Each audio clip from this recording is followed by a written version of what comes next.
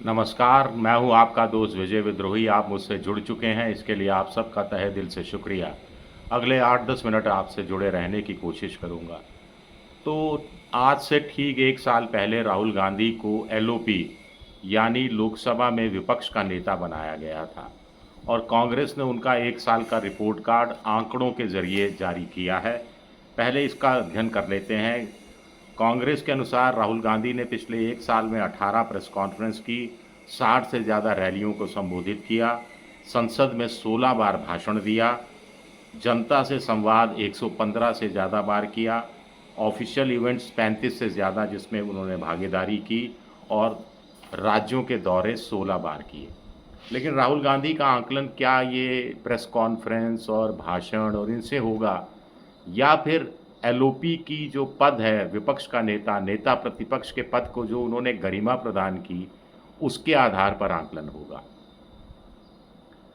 राहुल गांधी ने नेता प्रतिपक्ष के रूप में नेता कांग्रेस की ऐसी भूमिका नहीं निभाई, पूरे विपक्ष की बात कही। सबसे बड़ी खूबी उनकी ये है। अरविंद केजरीवाल को जब जेल में डाला गया वो मुद्दा उठाया, ममता बनर्जी के साथ कथित तौर पर केंद्र सरकार ने ज्यादतियाँ की, उनका फंड रोका, वो मुद्दा उठाया, तमिलनाडु में फंड रोके गए, ये मुद्दे उठाए, और भी दूसरे प्रतिपक्ष के जो नेता हैं उन सब के मुद्दों को उन्होंने उठाया।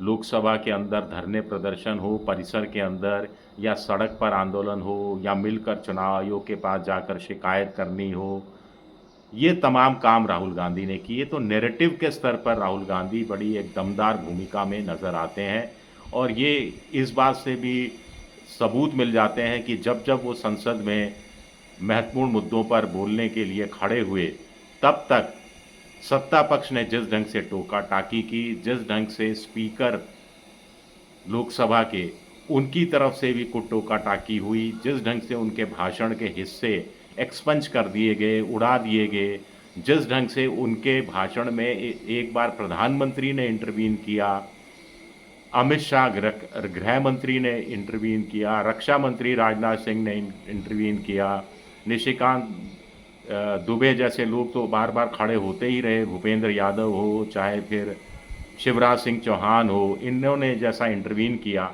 उससे पता लगता है कि राहुल गांधी के भाषण का भले ही बीजेपी का आईटी सेल मजाक उड़ाता रहा हो, लेकिन संसद के अंदर राहुल गांधी के भाषणों को, उनके कहे हुए शब्दों को सत्तारूढ़ पार्टी के, मोदी सरकार के मंत्री और खुद मोदी सीरियसली लेते थे। उसका जवाब भी मिलता था, पॉलिटिकल उत्तर भी मिलता था, पंडित नेहरू से लेकर इंदिरा गांधी से लेकर तमाम चीज़ों की आलोचना भी की जाती थी, राहुल गांधी को भी इसके लपेटे में लिया जाता था, लेकिन उनके भाषणों को सुना गया। सबसे बड़ी बात मेरी नज़र में ये है। फिर 1 साल के अंदर जातीय जनगणना का मुद्दा, उसमें मोदी सरकार को मजबूर किया कि वो जातीय जनगणना की घोषणा करें, नहीं तो यही प्रधानमंत्री मोदी कह रहे थे कि जो जातीय जनगणना की बात कर रहे हैं वो पाप कर रहे हैं। अब उसी पाप में वो शरीक हो गए हैं और राहुल गांधी इसके बाद भी रुके नहीं, अभी भी दबाव डालते रहे बाद में भी कि कब होगी, उसके बाद क्या होगा, आरक्षण में 50% का कैप हटेगा नहीं हटेगा, निजी क्षेत्र में आरक्षण दिया जाएगा नहीं दिया जाएगा। इस मुद्दे पर विपक्ष की पार्टियों ने राहुल गांधी का साथ छोड़ दिया था। कांग्रेस के कुछ सीनियर नेता भी ऑफ रिकॉर्ड कहने लगे थे कि बहुत हो गया, एक मुद्दा घिस गया है, मुद्दा पिट गया है ये मुद्दा, लेकिन राहुल गांधी अड़े रहे, जिद पर अड़े रहे, या जो भी आप कह सकते हैं, लेकिन वो सरकार को झुकाने में कामयाब हुए। उनकी अप्रेंटिस योजना, पहली नौकरी पक्की के तर्ज पर केंद्र सरकार इंटर्नशिप वाली योजना लेकर आई और अब एम्प्लॉयमेंट लिंक्ड इंसेंटिव की नई योजना लेकर आई है। ये एक दूसरी बड़ी कामयाबी है, लेकिन इससे बड़ी कामयाबी विपक्ष को एक रखना है। वक्फ कानून, वक्फ बिल पर जब बहस हो रही थी, चाहे लोकसभा हो चाहे राज्यसभा में हो, जिस ढंग से नेता प्रतिपक्ष के साथ मिलकर विपक्षी नेताओं ने हमले किए, मुद्दे उठाए और वोटिंग में बढ़ चढ़कर हिस्सा लिया और संशोधन पेश किए, उससे भी पता लगता है कि फ्लोर मैनेजमेंट का काम गज़ब का कम से कम वक्फ कानून या वक्फ बिल के सिलसिले में रहा। हालांकि उसके बाद कई खामियां भी नज़र आई। अभी लेटेस्ट की जब प्रधानमंत्री पर यह दबाव डाला कांग्रेस ने कि संसद का विशेष सत्र ऑपरेशन सिंदूर के संदर्भ में बुलाया जाना चाहिए, पहलगाम हमले के संदर्भ में बुलाया जाना चाहिए। तो अखिलेश यादव शुरू में सहमति व्यक्त करते आए, फिर थोड़ा नानकुर जैसा भाव आया, ममता बनर्जी की तरफ से भी नानकुर जैसा भाव आया। शरद पवार ने तो साफ कह दिया कि इस समय इस तरह का कोई विशेष अधिवेशन बुलाए जाने की ज़रूरत नहीं है, लेकिन सर्वदलीय बैठक हो, 2-2 बार बैठक हो, उसमें प्रधानमंत्री खुद नहीं आए, इस मुद्दे को राहुल गांधी ने उठाया, सभी ने साथ दिया। इस बीच उन पर आरोप भी लगे। एक बार सत्ता पक्ष के 1-2 सांसदों ने आरोप लगाया कि राहुल गांधी ने धक्का मुक्की की, फिर वो अस्पताल में भर्ती हो गए, चोट ही चोट उनके सर पर, और हर जगह आईसीयू में भर्ती हो गए, फिर उनकी पोल भी खुल गई। लेकिन राहुल गांधी अड़े रहे, तमाम चीज़ों के लिए राहुल गांधी अड़े रहे कि मैं गिरफ्तारी से नहीं डरता, मुझे गिरफ्तार करना है गिरफ्तार कर दो, जेल में डालना है जेल में डाल दो, लोगों के हक की बात करूँगा। नेता प्रतिपक्ष के नाते उनको कैबिनेट मंत्री का दर्जा हासिल है, एक बड़ा बंगला दिया जाना चाहिए, जो देने की प्रक्रिया चल रही है, ऐसा मुझे पता लगा है। लेकिन राहुल गांधी ने कभी ये इस बात पर जोर नहीं दिया कि बंगला कब मिलेगा, जल्द से जल्द मिल जाना चाहिए। तो ये भी एक इम्पॉर्टेंट एस्पेक्ट हम देख सकते हैं। अब थोड़ी बात अगर कमियों की जाए तो फ्लोर मैनेजमेंट का काम राहुल गांधी को और बेहतर ढंग से अपने जो साथी नेता हैं उनके माध्यम से कराना चाहिए। दूसरा एक सबसे बड़ी बात है कि इंडिया पॉलिटिकल फ्रंट, आप नेता प्रतिपक्ष हैं, पूरे प्रतिपक्ष की बात करते हैं।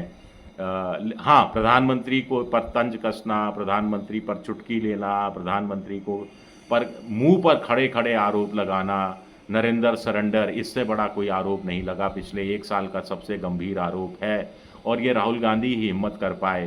कांग्रेस के बड़े बड़े नेता हिम्मत नहीं कर पाए। विपक्षी पार्टियों के ममता बनर्जी को छोड़ दिया जाए या कुछ हद तक अखिलेश यादव को छोड़ दिया जाए, तो विपक्ष के जो सांसद हैं लोकसभा में, उनकी बात कर रहा हूँ, वो उस पुरजोर तरीके से विरोध नहीं कर पाए जिस पुरजोर तरीके से राहुल गांधी ने विरोध किया। बार बार प्लांट किया जाता रहा कि नेशनल हेराल्ड के मामले में अब माँ बेटे को जेल होगी, अब जमानत रद्द हो जाएगी, लेकिन वो अड़े रहे कि जमानत रद्द करनी है कर दो, जेल में डालना है डाल दो। लेकिन जो बात मुझे कहनी है वो मैं कह कर रहूँगा, और उससे मैं हटने वाला नहीं हूँ। ये राहुल गांधी की खूबसूरती हुई। लेकिन समूचे विपक्ष को एक करने का उनका इंडिया पॉलिटिकल फ्रंट के हिसाब से तो कामकाज बहुत कुछ गुंजाइश रखता है। अरविंद केजरीवाल अधिकृत तौर पर, ऑफिशियल तौर पर इंडिया पॉलिटिकल फ्रंट को छोड़कर चले गए, इसकी बाकायदा उन्होंने घोषणा की।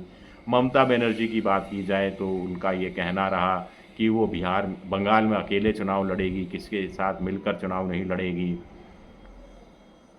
राहुल गांधी को थोड़ी सी अपनी तरफ से शायद मेहनत और करने की ज़रूरत है कि विपक्षी नेताओं के साथ वो मिलते रहें, जैसे अखिलेश के साथ वो मिलते हैं। लेकिन बिहार कितनी बार गए, लालू से बहुत कम मिले, तेजस्वी से शायद नहीं के बराबर मिले, तो वो मिलने जुलने का सिलसिला भी बढ़ाकर चलना पड़ेगा।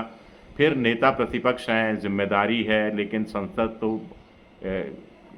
भले ही कम चलती हो, लेकिन संसदीय समिति में उनके जो पार्टी के सांसद हैं, विपक्षी पार्टियों के सांसद हैं, वो किस तरह का कार्य कर रहे हैं, संसदीय समितियों की परफॉर्मेंस क्या है, लीडर ऑपोजिशन के नाते शायद राहुल गांधी को उस तरफ भी नज़र और ज़्यादा गंभीरता से दौड़ाए जाने की ज़रूरत है। कांग्रेस को मजबूत करने के मसले पर भी बहुत सारे सवाल उठते हैं। हरियाणा का विधानसभा चुनाव, महाराष्ट्र का विधानसभा चुनाव, दिल्ली का विधानसभा चुनाव, कांग्रेस हारी, इंडिया हारी। दिल्ली में लगातार तीसरी बार 0 विधायकों की संख्या हुई कांग्रेस की। हालांकि झारखंड में इंडिया गठबंधन जीता, इसके अलावा जम्मू कश्मीर में जीता, तेलंगाना में रेवंत रेड्डी को कांग्रेस ने, राहुल गांधी ने पूरा मौका दिया तो कांग्रेस को वो जिता कर आए। अब वो घोड़ों की बात कर रहे हैं, तो अब बारात के घोड़े, रेस के घोड़े, लंगड़े घोड़े, तगड़े घोड़े, लूले घोड़े, लंगड़े घोड़े, ये इनके बीच में डिफ्रेंशिएट करने की और साफ साफ ज़रूरत है। और इस सिलसिले में राहुल गांधी बड़ा कदम लेते हुए कम से कम अभी दिखाई नहीं दे रहे हैं। शुक्रिया मेरा ये वीडियो देखने के लिए। पसंद आए तो लाइक कीजिए, सब्सक्राइब कीजिए, शेयर कीजिए। आप मेंबरशिप ड्राइव में भी जा सकते हैं, मेरी आर्थिक मदद की भी कोशिश कर सकते हैं। शुक्रिया, बहुत बहुत शुक्रिया।